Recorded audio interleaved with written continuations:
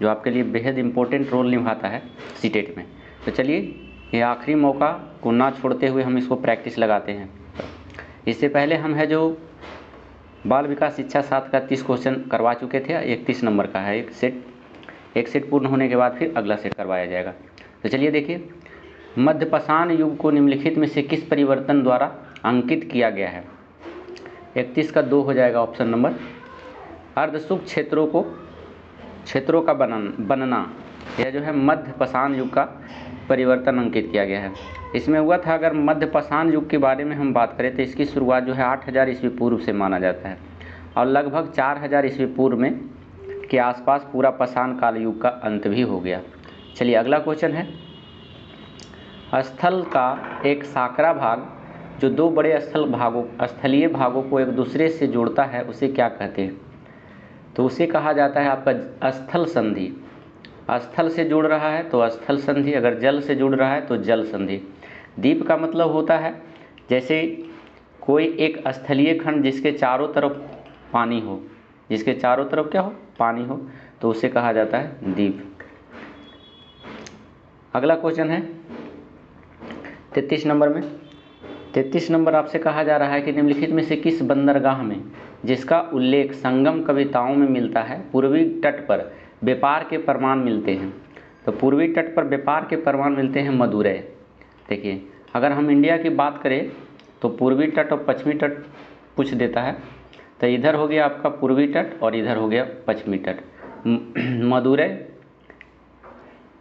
पूर्वी तट बंदरगाह के बारे में पूछ रहा है, तो मदुरै यहाँ तमिलनाडु में है, इस टाइप का। ये पूर्वी तट हुआ और ये पश्चिमी तट, तो मदुरै यहाँ तमिलनाडु में है। तो ये व्यापार के प्रमाण मिले हैं यहाँ पर। 33 नंबर के बाद चलते हैं 34 नंबर में।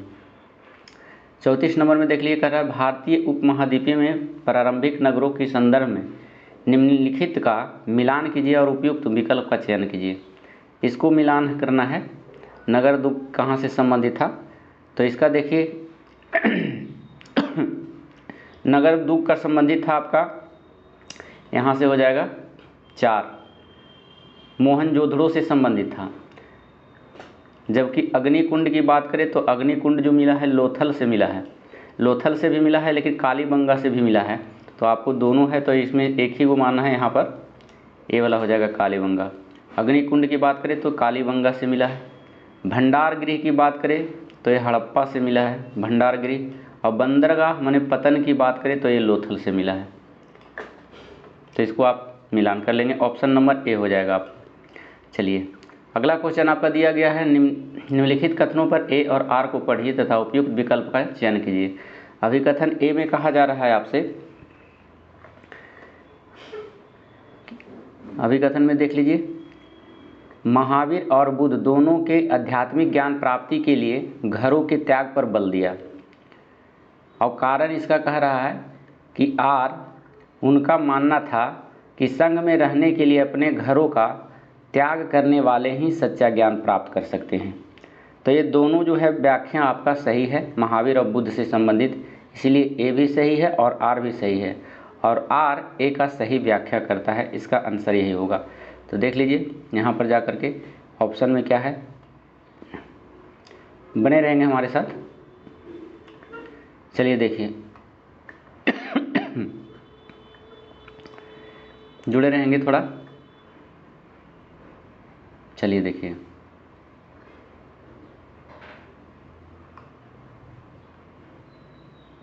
पैंतीस नंबर का था, तो ये आपका आंसर ए हो जाएगा। ए और आर दोनों सही है, हमारे साथ जुड़े रहेंगे। ए और आर दोनों सही है और आर सही व्याख्या करता है एक ही। चलिए अगला क्वेश्चन है 36 नंबर में, कथन कारक करके दिया हुआ है।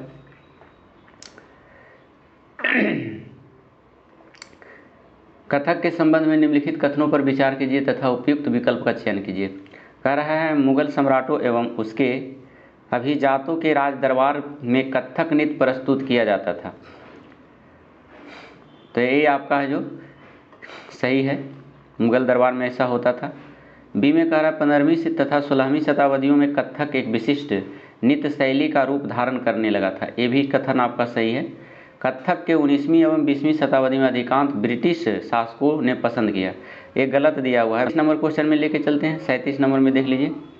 37 नंबर में आपसे कहा जा रहा है, वही कथन कारक करके दिया हुआ है। एक में कह रहा है 37 कि शंकर अद्वैत के समर्थक थे, जिनके अनुसार जीवात्मा और परमात्मा जो कि परम सत्य है दोनों एक ही हैं। तो ये आपका सही है। दूसरा में कह रहा है आर कथन में कह रहा है शंकर ने हमारे चारों ओर के संसार को मिथ्या माना और मोक्ष प्राप्त करने के लिए संसार का परित्याग करने का आदेश दिया। तो ये भी आपका सही है।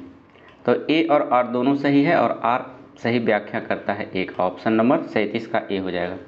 38 नंबर में चलिए। 38 नंबर में कह रहा है निम्नलिखित में से किस व्यवस्था के अंतर्गत सिखों ने किसानों से उनकी उपज का 20% कर के रूप में लेकर बदले में उन्हें संरक्षण प्रदान किया। 38 का 4 हो गया राखी। उनकी उपज राखी एक प्रकार का कर व्यवस्था था जो लगाया जाता था सिखों के द्वारा। उनकी जितना उपज होता था खेतों में उसका है जो 20% कर के रूप में दिया जाता था, ताकि सिख है जो उसे प्रोटेक्शन करे, संरक्षित करे। तो इसके अभाव में कर लिया जाता था जिससे राखी कहा जाता था। तो याद रखिएगा सिखों के द्वारा जो लिया जाता था किसानों से, किसानों से जो लिया जाता था उसी को राखी कहा जाता था। अगला क्वेश्चन 39 नंबर में देख लीजिए। निम्नलिखित में से किस समाज सुधारक ने प्राचीन ग्रंथों का उपयोग यह सुझाव देने के लिए किया कि विधवाएं पुनर्विवाह कर सकती है? तो ऐसा क्वेश्चन आप लोग पढ़ते हैं, ईश्वर चंद्र विद्यासागर का यह स्टेटमेंट रहता है। 39 नंबर के बाद 40 नंबर में चलते हैं लेकर आपको। चलिए देखिए 40 नंबर में देख लीजिए, हमारे साथ बने रहेंगे। 40 नंबर में आपसे कहा जा रहा है 1820 के बाद के वर्षों में मुंबई प्रेसिडेंसी के कई विद्यालयों में क्यों कुछ जातियों के किशोर विद्यार्थियों को केवल कक्षा से बाहर बरामदे में बैठने और पाठों को सुनने की अनुमति दी गई थी? क्यों दी गई थी? महाराष्ट्र में जो है 1820 के ईस्वी में मुंबई प्रेसिडेंसी की बात कर रहा है। वहाँ जब पढ़ने के लिए बच्चे जाते थे तो किशोर जातियों के लिए विद्यालय से बाहर बरामदे में बैठाया जाता था पाठ को सुनने के लिए। तो इसका देख लीजिए, क्योंकि उन्होंने फीस नहीं दी थी, ऐसा बात नहीं है, ये गलत दिया है। बी में कह रहा है इसका क्योंकि जब कक्षा में पाठ पढ़ाया जा रहा था तो अनावश्यक शोर कर रहे थे, ये भी आपका सही नहीं है, गलत है।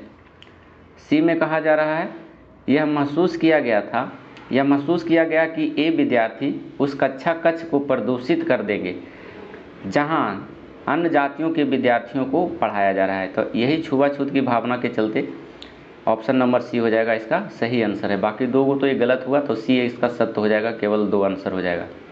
चलिए अगला क्वेश्चन है 44 नंबर में। बम्बई में 1840 में गठित परमहंस मंडली का उद्देश्य क्या था?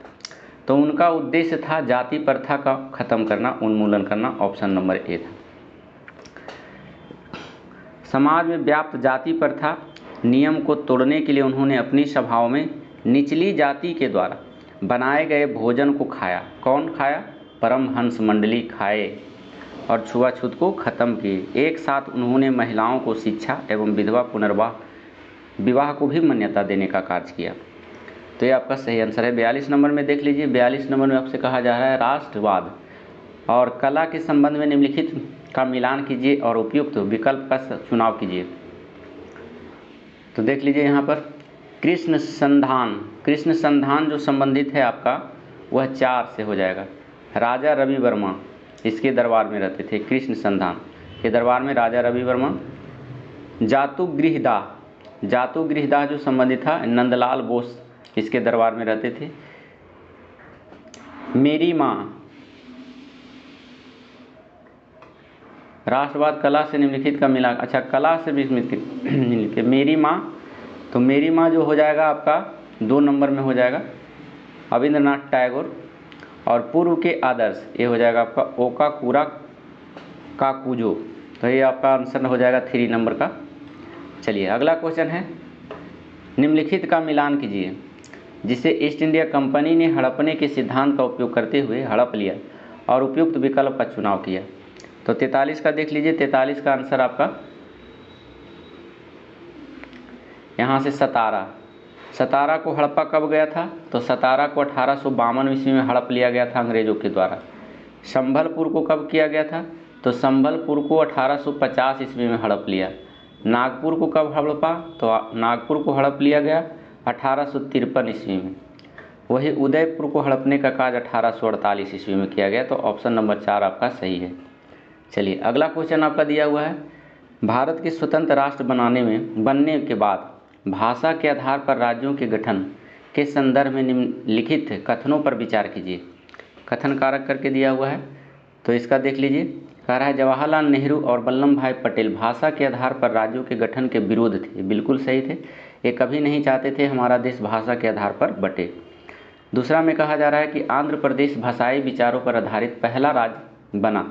ये भी आपका सही है, क्योंकि भाषा के आधार पर जो है श्री रामालू के बारे में पढ़े होंगे, क्योंकि अनशन किया था जिसके कारण उसकी मृत्यु हो गई। जनभावना को देखते हुए फिर भाषा के आधार पर यह जो आंध्र प्रदेश का बंटवारा कर दिया गया, आंध्र प्रदेश बटकर आया, पहला राज्य बना। तो ये आपका सही है।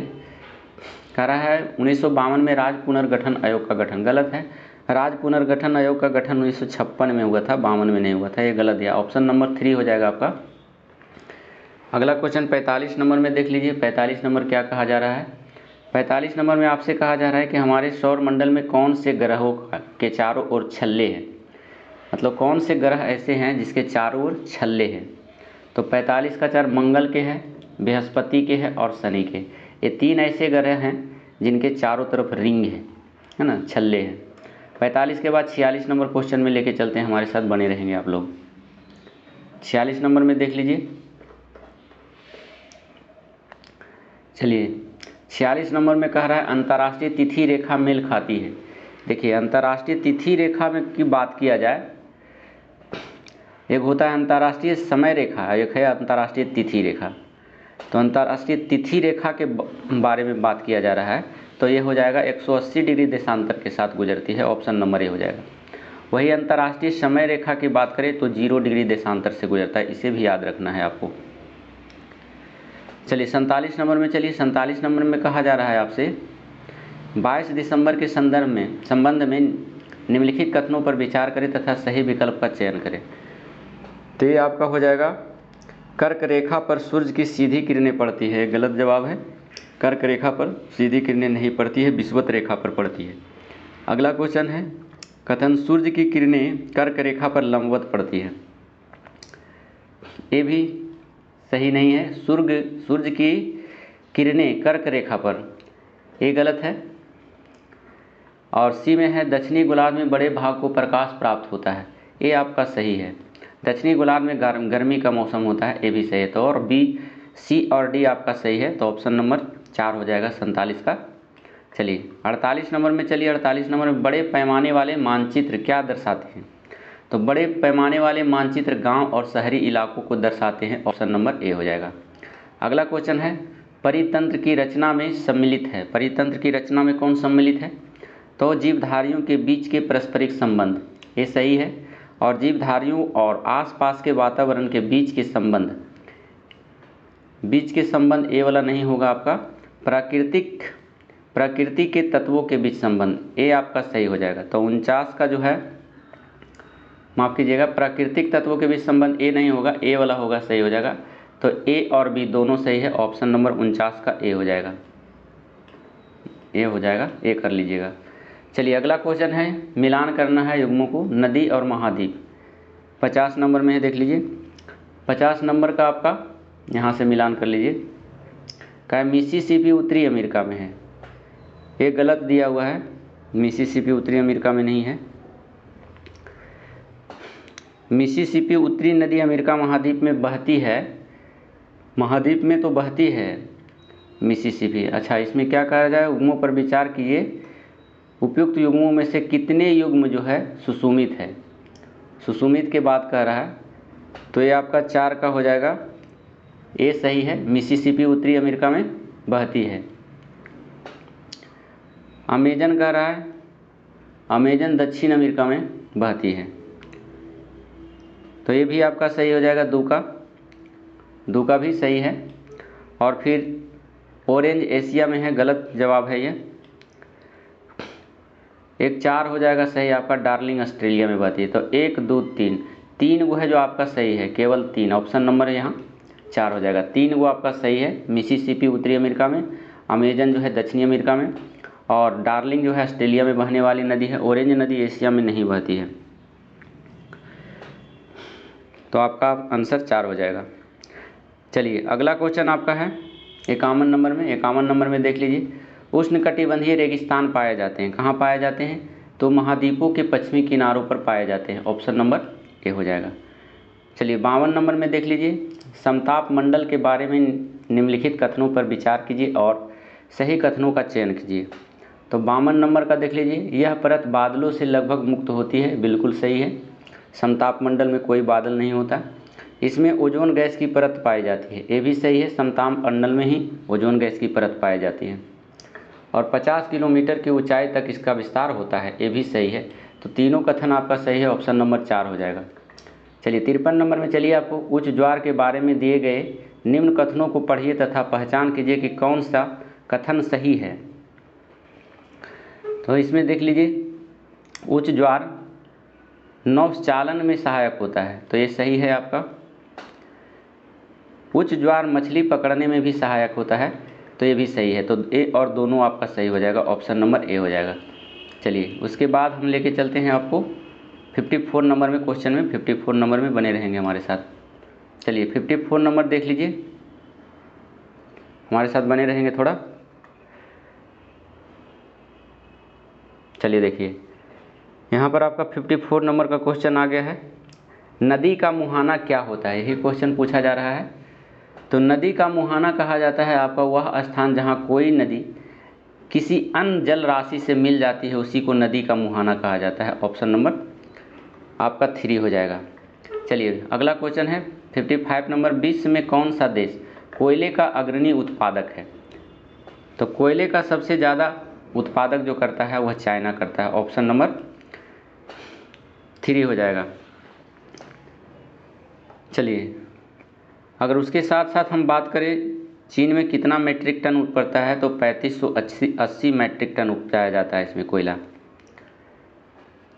दूसरे स्थान पर बात करें तो दूसरे स्थान पर अपना देश भारत है और तीसरे स्थान पर जो है इंडोनेशिया है। तो याद रखिएगा, कोयले के उत्पादन में पहला नंबर पर चीन है, दूसरा पर भारत है और तीसरा पर इंडोनेशिया है। चलिए अगला क्वेश्चन है, विकास एवं उपयोगों के आधार पर संसाधनों को निम्नलिखित में वर्गीकृत किया जा सकता है। 56 का है संभावित संसाधन। ऑप्शन नंबर 2 हो जाएगा। अगला क्वेश्चन है, ऐसी कृषि जिसमें पशु चारक अपने पशुओं के साथ चारों ओर पानी के लिए एक स्थान से दूसरे स्थान तक घूमते हैं, क्या कहलाती है? कृषि जिसमें से पशु चारक यानी पशु चराने वाले पशुओं को अपने साथ लेकर एक जगह से दूसरे जगह पर घूमते हैं, उसे कहा जाता है चालवासी पशुचरण। ऑप्शन नंबर 3 हो जाएगा। चलिए अगला क्वेश्चन है 58 नंबर में। 58 नंबर में देख लीजिए, निम्नलिखित को भारत की विविधता का हिस्सा माना गया है। तो किसे माना गया है? देख लीजिए, लोगों के विवाह करने के लिए भिन्न भिन्न तरीके, ये आपका सही है। झारखंड में लोग एक दूसरे का अभिवादन करने के लिए जोहार का उपयोग करते हैं, ये भी सही है। और विभिन्न संस्कृतियाँ लोगों के जीवन को प्रभावित करती है, ये भी सत्य है आपका दिया हुआ। राष्ट्र के चिन्ह प्रतीक विविधता को दर्शाती है, तो ये आपका सही नहीं है। तो आपका 3 नंबर सही हो जाएगा, ऑप्शन नंबर ए, बी और सी, तीनों नंबर आपका सही है। चलिए बने रहेंगे हमारे साथ वीडियो में, थोड़ा सा हमारे साथ बने रहेंगे। तो आपका सी ऑप्शन इसमें सही हो गया। चलिए अगला क्वेश्चन है 59 नंबर में। 59 नंबर में देख लीजिए, 59 नंबर में आपसे पूछा जा रहा है,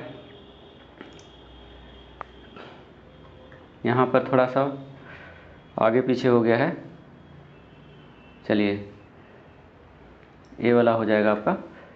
59 नंबर में देख लिए, विशेष समुदाय जैसे कि आदिवासियों के रूढ़िबद्ध करना इन लोगों के विरुद्ध डैश पैदा कर सकते हैं। क्या पैदा कर सकते हैं? तो ये सराहना भी पैदा कर सकते हैं, भेदभाव भी पैदा कर सकते हैं और उपहास भी पैदा कर सकते हैं। पक्षपाती राय बनाना ये नहीं होगा आपका। तो ए, सी और डी हो जाएगा, ऑप्शन नंबर 3।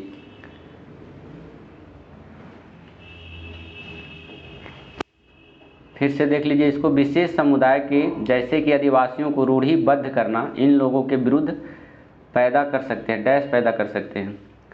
तो इसका हो जाएगा, सराहना नहीं होगा, माफ़ कीजिएगा इसको, ये दो को कट जाएगा, आपका हो जाएगा भेदभाव करना, उपसाव, उपवास भी करना, ए सही हो जाएगा और सी सही हो जाएगा और फिर डी सही हो जाएगा। ऑप्शन नंबर बी हो जाएगा, आपको बी सुधार लेंगे इसमें, इसको काट कर देंगे।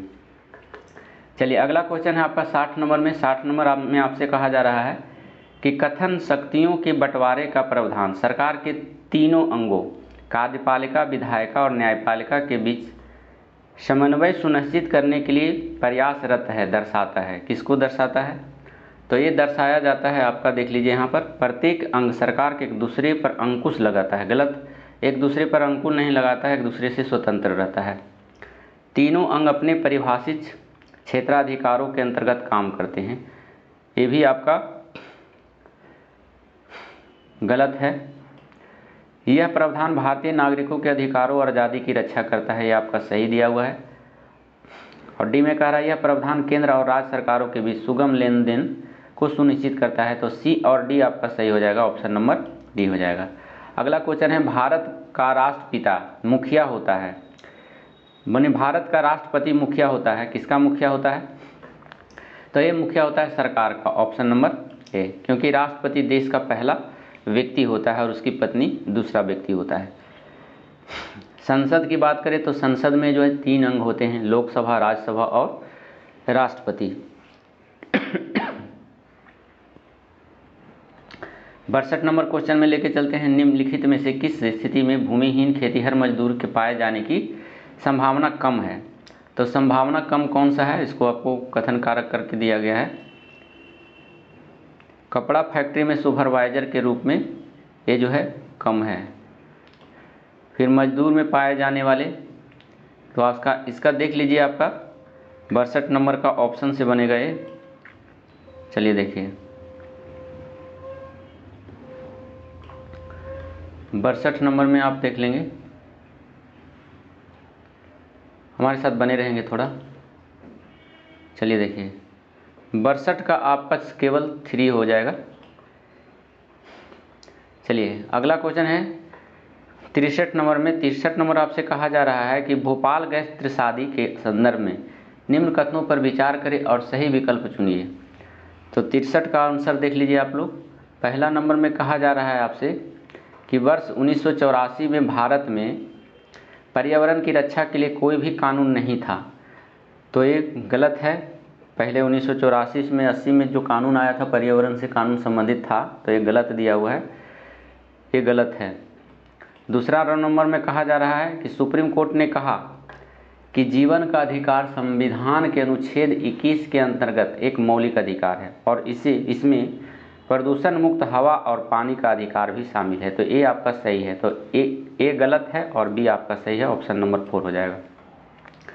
अगला क्वेश्चन है 64 नंबर में, देख लीजिए 64 नंबर में निम्नलिखित में से कौन सा स्थल कार्य लैंगिक समानता का बोध करवाने में सहायक होता है? तो ये प्रीवियस क्वेश्चन पूछा हुआ है, इसका जो है सीबीएसई के द्वारा स्टार दिया गया था, इसमें है जो कोई ऑप्शन इसको हटा दिया गया था, तो इसको छोड़ देंगे आप लोग। चलिए 65 नंबर में देख लीजिए। 65 नंबर में निम्नलिखित कथनों पर ए और आर को पढ़िए तथा उपयुक्त विकल्प का चयन कीजिए।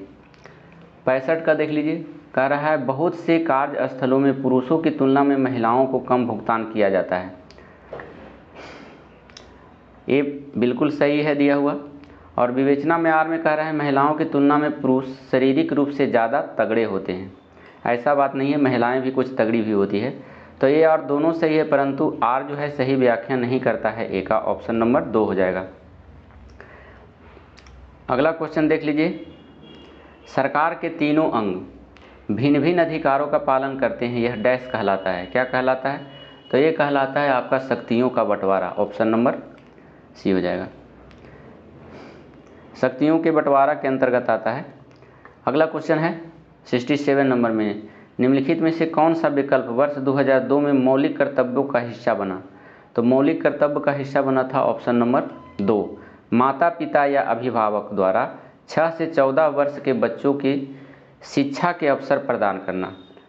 क्योंकि जब 86वां संविधान संशोधन 2002 में हुआ था तो उसमें स्पष्ट रूप से सरकार के द्वारा कहा गया था कि माता पिता अभिभावक का कर्तव्य बनता है कि अपने बच्चों को 6 से 14 वर्ष के बच्चों को शिक्षा देने का अवसर प्रदान करें, जिसमें सरकार भूमिका निभाएगी, बिल्कुल फ्री शिक्षा देगी।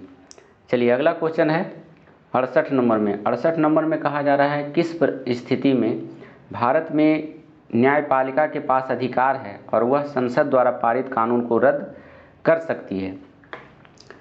तो ये जो दिया हुआ है ऑप्शन नंबर ए हो जाएगा।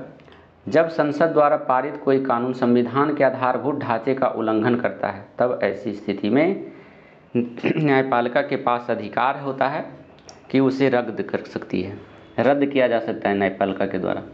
अगला क्वेश्चन आपका दिया हुआ है 69 में। चलिए देख लीजिए 69 में आपसे कहा जा रहा है समाज में कुछ समूहों का हास्यकरण संभावनीय है क्योंकि वे डैश करके पूछा है। तो इसमें देख लीजिए आपका भिन्न भाषा बोलते हैं, क्योंकि वे भिन्न भाषा बोलते हैं, ये सही हो जाएगा क्योंकि भारत में अनेक प्रकार की भाषाएं हैं, ये सही है। दूसरा नंबर में कह रहा है मुख्य धारा से भिन्न दूसरी भाषाओं का अनुकरण करते हैं, तो ये भी आपका सही है। और तीसरा है अस्वीकार सामाजिक समूह आते हैं, ये गलत दिया हुआ है आपका, अस्वीकार नहीं आते हैं, स्वीकार आते हैं। बहुसंख्यक समुदाय के मुकाबले किसी दूसरे धर्म से होते हैं, तो सही, ये भी सही है आपका, ऑप्शन नंबर 4 हो जाएगा 69 का डी, ए बी और डी हो जाएगा। 70 नंबर क्वेश्चन में देख लीजिए 70 नंबर आपसे पूछा जा रहा है कुछ प्राथमिक स्तर पर सामाजिक विज्ञान में शामिल है। ये बहुत इंपॉर्टेंट क्वेश्चन है क्योंकि आप सीटेट का एग्ज़ाम दे रहे हैं और सामाजिक विज्ञान आपका पूछा जाएगा 60 नंबर का। तो सामाजिक विज्ञान में कौन कौन सा सब्जेक्ट शामिल है इसको जानना बहुत ज़रूरी है। तो इसमें शामिल होता है इतिहास शामिल है, भूगोल शामिल है, राजनीतिक विज्ञान शामिल है और अर्थशास्त्र शामिल है, इकोनॉमिक्स। तो इसको याद रखेंगे, इतिहास, भूगोल, राजनीतिक यानी पॉलिटिकल साइंस और इकोनॉमिक्स, ये सभी शामिल है। 71 नंबर में चलते हैं। 71 नंबर में आपसे कह रहा है कक्षा 6 से 8 के लिए NCERT की सामाजिक विज्ञान की पाठ्य पुस्तकों के इतिहास वाले भाग को हमारे अतीत का शीर्षक दिया गया है। पुस्तक का शीर्षक हमारे अतीत किस ओर संकेत करता है? तो करता है ऑप्शन नंबर ए हो जाएगा, लोगों के भिन्न भिन्न समूहों के लिए अतीत भिन्न भिन्न था, इसकी ओर इंगित करता है।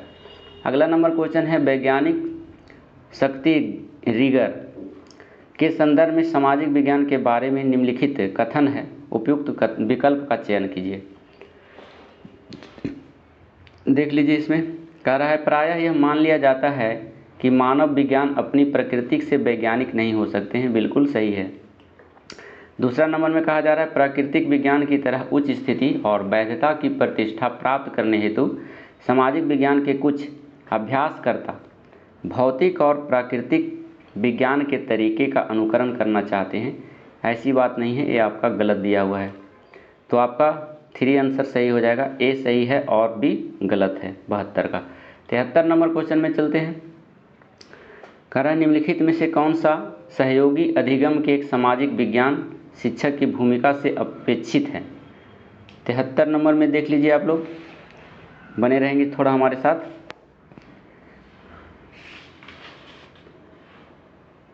तिहत्तर नंबर तो हो गया होगा,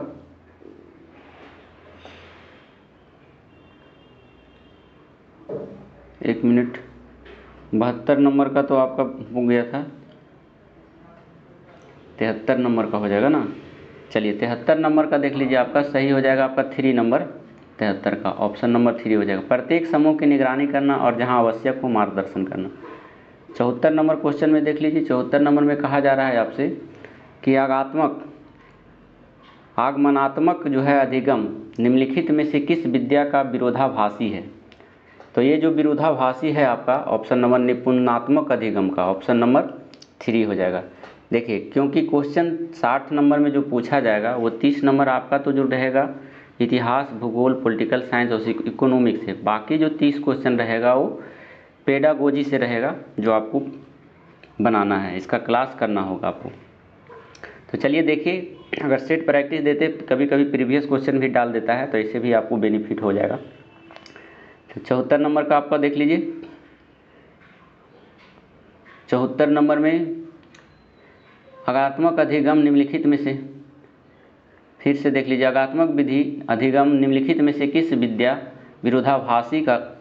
विरोधाभासी है? तो अनुकरण हो जाएगा इसमें, ऑप्शन नंबर बी हो जाएगा। ऑप्शन नंबर बी कर लीजिएगा, इसको कट कर दीजिएगा आपको। चलिए 74 के बाद 75 नंबर में चलिए।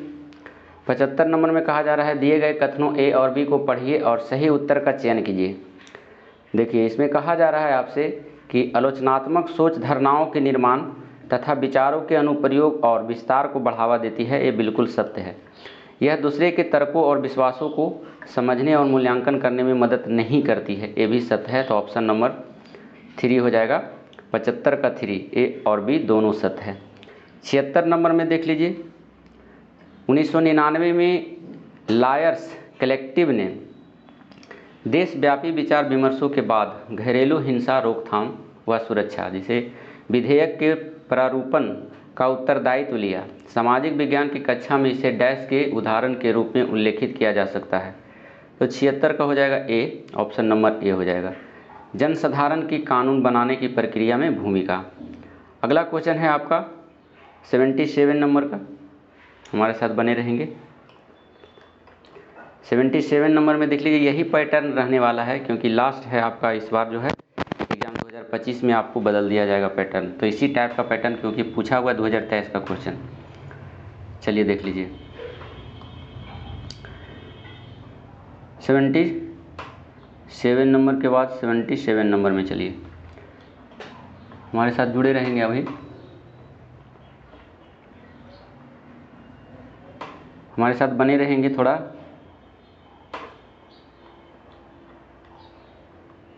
चलिए देखिए 77 नंबर में आपसे कहा जा रहा है कि यदि एक सामाजिक विज्ञान में शिक्षिका अपने विद्यार्थियों को सिखाने व समझने की क्षमता विकसित करना चाहती है तो उसे निम्न में से किस पर जोर देना चाहिए?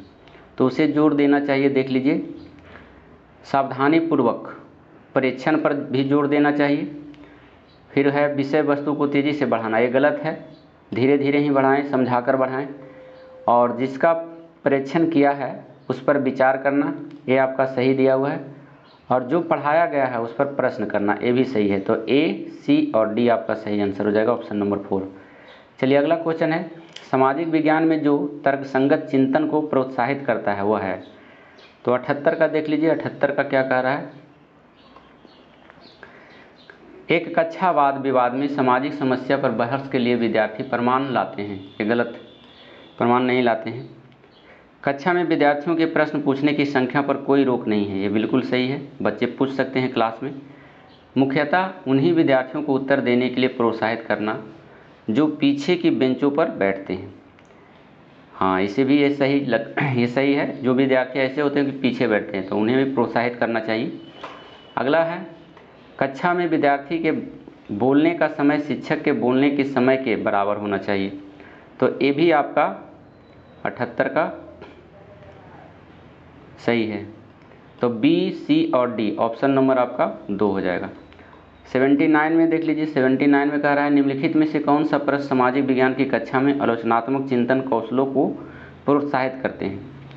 तो ये कौशलों को कौन प्रोत्साहित करते हैं, इसमें देख लीजिए कथन कारक, ऐसा ही क्वेश्चन आपको पूछा जाएगा।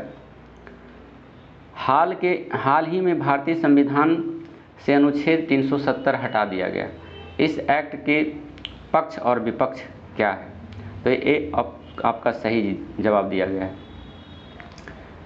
अगला है आपका, मकर रेखा से कर्क रेखा की ओर सूर्य की गति की व्याख्या कीजिए। ये ऐसी बात नहीं है। फिर है, क्या आप सोचते हैं कि भारत में धर्म से संबंध में स्वतंत्रता का अधिकार सही प्रकार से नियोजित हो पाता है? क्या यह भारत के एक धर्मनिरपेक्ष देश बनाता है? ये सही है आपका। तो ए और सी दोनों सही हो जाएगा। 79 का 2 हो जाएगा। चलिए 80 नंबर में देख लीजिए, हमारे साथ बने रहेंगे, थोड़ा सा टाइम दीजिए भी।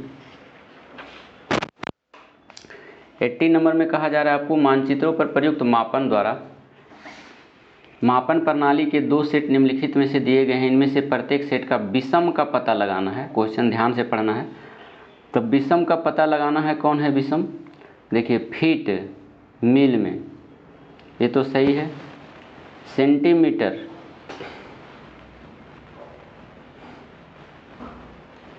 इसमें देख लीजिए 80 का आपका हो जाएगा, फीट सेंटीमीटर में है, ये सही है। सेंटीमीटर गज ये गलत दिया हुआ है।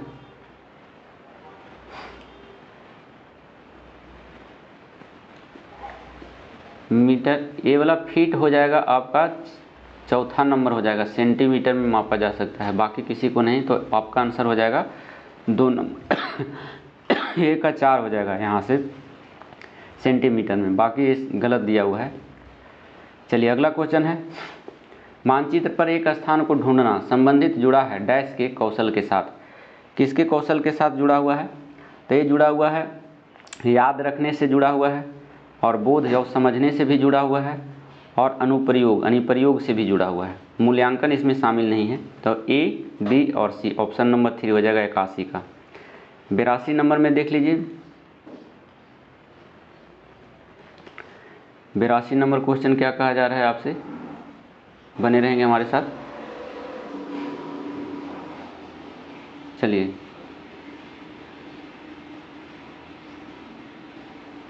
इसमें आपसे कहा जा रहा है सामाजिक विज्ञान के संबंध में दिए गए कथन ए और आर को पढ़े और सही उत्तर को विकल्प को चुने।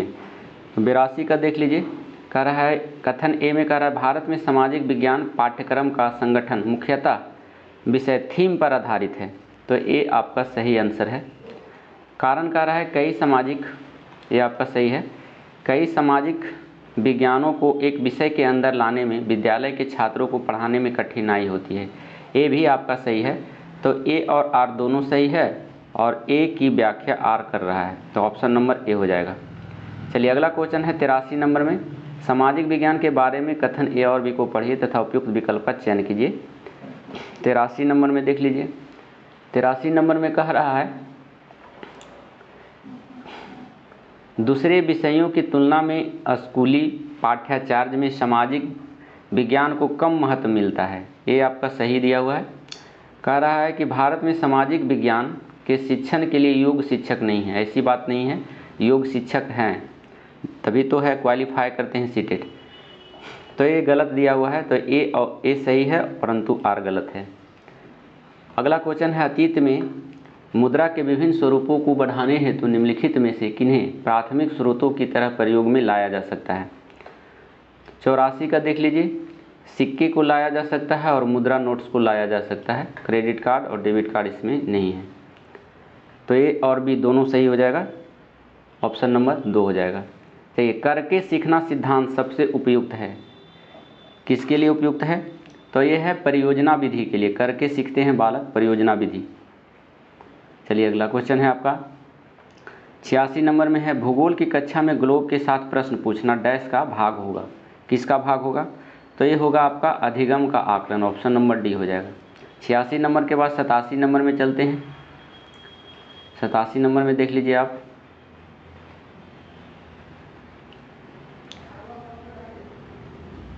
इसमें थोड़ा देख लीजिए, इसमें 86 का कह रहा है, इसमें 86 का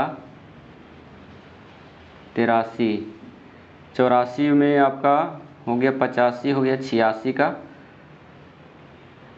ये हो गया अधिगम आकलन, ग्लोब के साथ प्रश्न पूछना। इसमें ऑप्शन देखिए यहाँ पर कथन करके दिया हुआ है 86 का। चलिए देख लीजिए, चलिए देखिए 86 का 4 ए और सी दोनों हो जाएगा। तो यहाँ पर आपका जो है सी वाला ऑप्शन और ए वाला ऑप्शन यहाँ पर देख लीजिएगा, ए और सी दोनों हो जाएगा। यहाँ पर आइए, क्योंकि आगे पीछे हो जाता है, ए और सी हो जाएगा, ए और सी, इसको कट कर देंगे आप लोग। चलिए अगला नंबर क्वेश्चन है, चलिए देखिए आगे क्वेश्चन इसका हो गया 87 नंबर में देख लीजिए। 87 नंबर में आपसे कहा जा रहा है कि एक सामाजिक विज्ञान के शिक्षक द्वारा अभ्यास पुस्तिका जांचने की गतिविधि बनती है। तो इसका आंसर हो जाएगा योगात्मक आकलन का, ऑप्शन नंबर 3 हो जाएगा। 88 नंबर में चलिए, निर्देशात्मक प्रक्रिया के दौरान कौन सा आकलन किया जाता है? तो ये किया जाता है आपका नैतिक आकलन, डायग्नोस्टिक जिसको कहा जाता है, ऑप्शन नंबर 2 हो जाएगा। 89 नंबर में निम्नलिखित में से कौन सा प्रश्न संज्ञानात्मक प्रक्रिया